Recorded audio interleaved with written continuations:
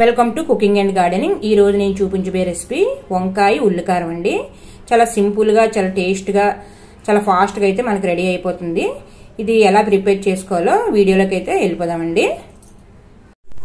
వంకాయ ఉల్లికారం తయారు చేసుకోవడం కోసం ఒక పావు కేజీ వంకాయలను అయితే తీసుకున్నాను। దాని ఉల్లికారం కోసం ఒక 3 పెద్ద ఉల్లిపాయలు అయితే తీసుకోవాలి।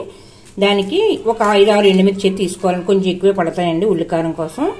ఈ వంకాయల్లోని నీళ్లు ములిగే వరకు వాటర్ అయితే వేసుకొని కొంచెం ఉప్పు అయితే వేసుకుంటే వంకాయలు నలబడకుండా ఉంటాయండి। ఇవి చిలుకలుగా అయితే మనం కోసుకుందాము।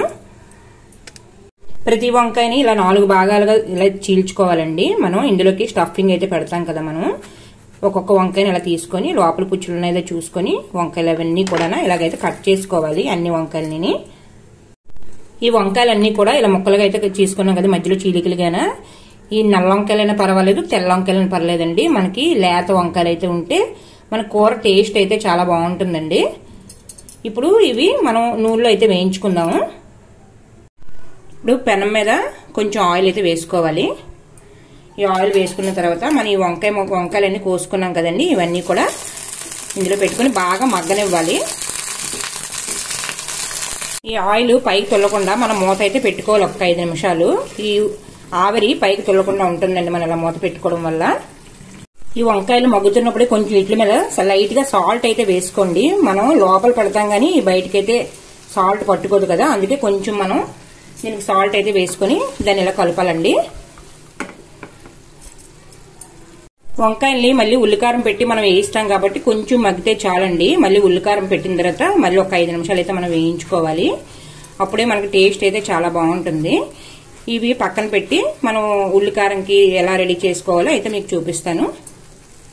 మనం వేరే ఆయిల్ ఏం వేయనవసరం లేదండి, మనం ఇందాక వేసిన ఆయిల్ సరిపోతుంది। అందులోకి ఈ ఉల్లిపాయలన్నీ వేసుకొని మళ్ళీ బాగా కొంచెం ఎర్రగా అయితే వేయించుకోవాలి। ఉల్లికారంకి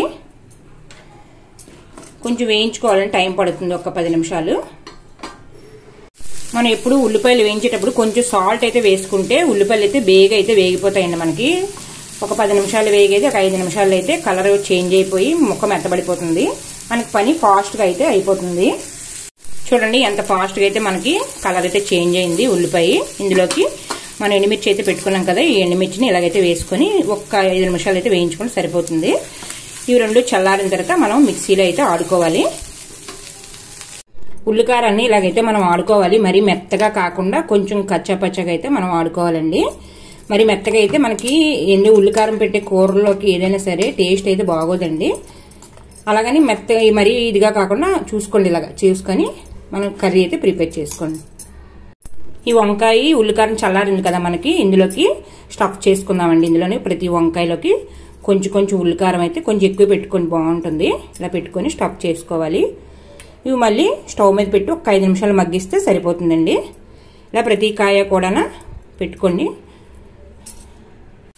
చూసారా, ఇవన్నీ వంకాయలు మళ్ళీ స్టవ్ మీద పెట్టుకుని ఒక 5 నిమిషాలు ఈ కలర్ అంతా మారి కొంచెం చేంజ్ అవుతాయండి। చేంజ్ అయిన తర్వాత స్టవ్ ఆఫ్ చేసుకోండి। ఇప్పుడు వంకాయ కర్రీ అయితే చాలా టేస్ట్ అయితే వస్తుంది। ఈ వీడియో కనుక నచ్చినట్లయితే లైక్ చేయండి, షేర్ చేయండి, సబ్స్క్రైబ్ చేసుకోండి।